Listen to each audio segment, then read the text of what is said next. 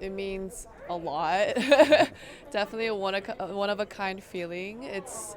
I feel imposter syndrome a little bit, but like it's so crazy to be amongst like legends here and such talent. So very much grateful to be here.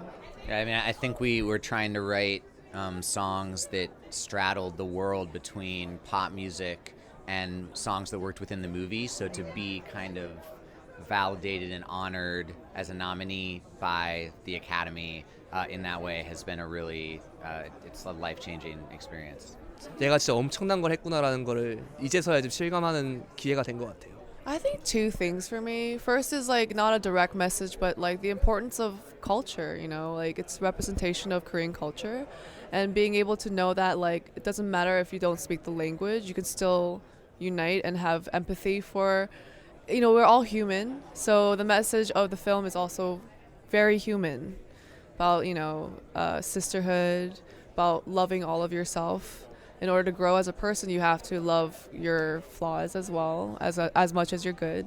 That's for me. But do you have anything to add to that? Summed it up, yeah. And also to lean on your loved ones, you know? I feel that's another big thing that a lot of people tend to keep it in. But I think it's important to sometimes lean on your loved ones.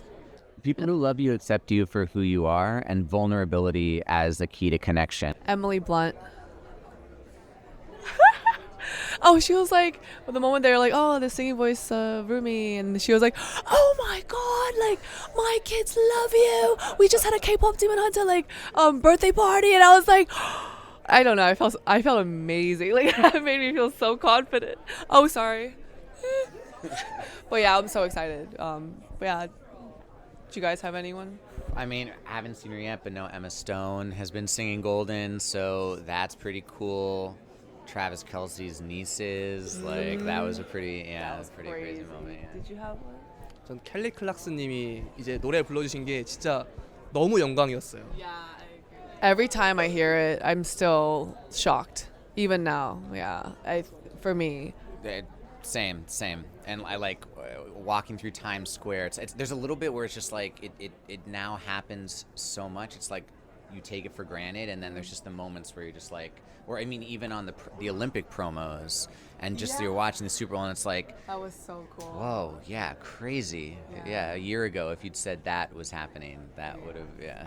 저는 이제 나온 지가 벌써 6개월이 지났는데 제가 평소에 만든 음악들이 이렇게 길게 동안 사랑받은 적이 있었나라는 생각이 들고 너무 감사하고 있습니다. Well, this film and the songwriting was very difficult because it's something that, you know, it's kind of never been done before, right? The hybrid of pop and, you know, songwriting of, what do you call it? Pop and theater writing, I would say. Narrative that pushes the story. So I think that's what was challenging for us. But like, you know, it was such a collaborative effort. Like it wasn't just, you know, usually as a songwriter, in the room there's like a producer, songwriter, and artist. This one was like the directors, the studio, the producers, the engineers, music executive producers. Shout out to Ian Eisendrath. And so like our directors Maggie Kang and Chris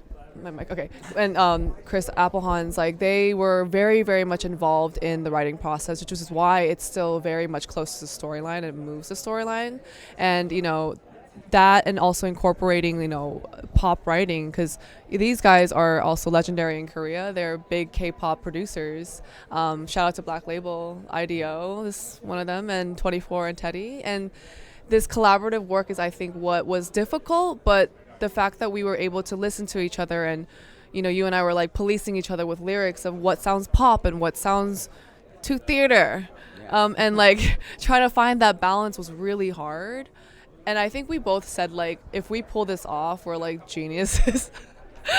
But like, in the way that like K-pop and Demon Hunters together is already this that like no one is expecting. At least there have been so many rewarding moments. Yeah. Honestly, even before it took off, seeing it, the final cut, saw it in the theater week that it like there were some limited screenings.